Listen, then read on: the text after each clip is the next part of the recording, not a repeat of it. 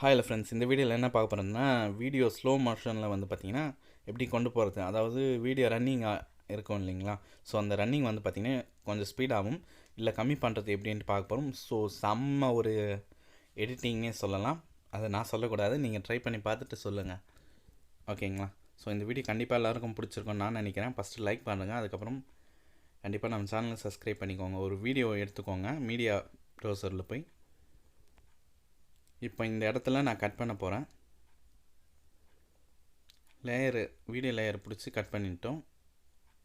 இப்போ slow motion எப்படி பண்ணுறது, எப்படி ஸ்பீட் பண்ணுறதுன்றது பார்க்கலாம்.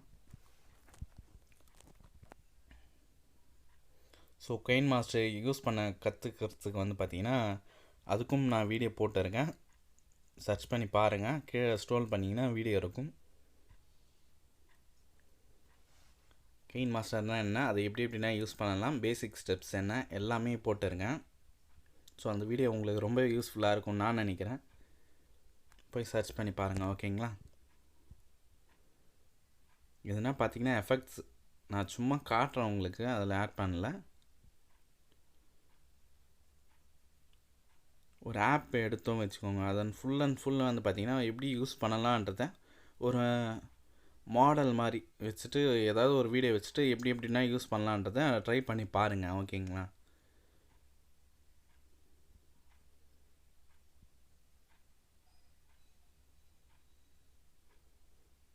வீடியோ லேயர் பிடிச்ச ஸ்பீட் கண்ட்ரோல் வரும், அதில் போய் நான் ஸ்பீடு வந்து இது ரொம்ப ஸ்லோ மூமெண்ட்ஸை காட்டுறேன். இதில்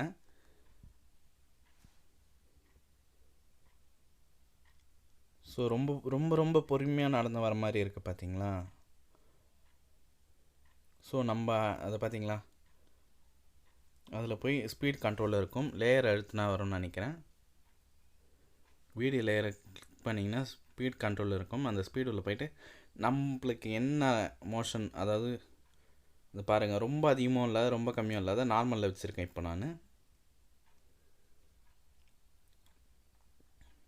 கிட்டத்தட்ட ஃபஸ்ட்டு பார்ட்டு கட் பண்ணோம் இல்லையா, அது வந்து ஸ்லோ மோஷனில் வச்சுருங்க. அதுக்கப்புறம் செகண்ட் பார்ட் வந்து பார்த்திங்கன்னா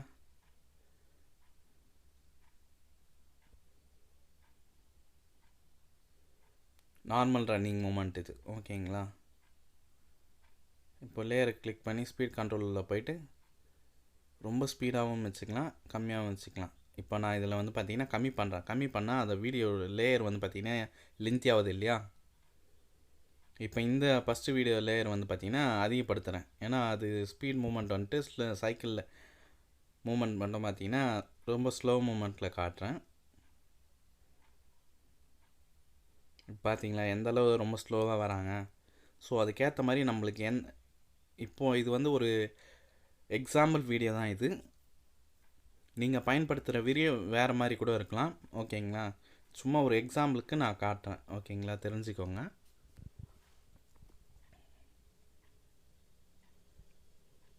ஸோ சிம்பிள் மெத்தட் தான், ஒன்றும் இல்லை.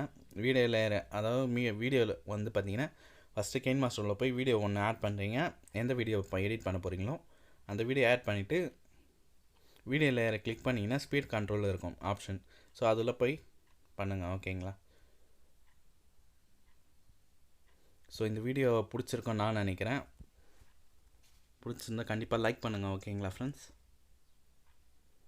ஸோ KineMaster சம்மந்தமாக உங்களுக்கு என்ன டவுட்டாக இருந்தாலும் என்கிட்ட கேளுங்க, நான் வந்து நெக்ஸ்ட் வீடியோ அப்லோட் பண்ணுறேன். அதுக்கப்புறம் அதில் ஆடியோவில் போய்ட்டு ஒரு ஆடியோ ஒன்று ஆட் பண்ணுறேன்.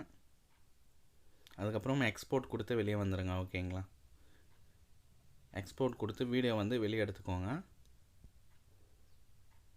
இது தாங்க வீடியோவோட ஃபுல் மூமெண்ட்ஸ் வந்து பார்த்திங்கன்னா இப்படி தான் இருக்கும்.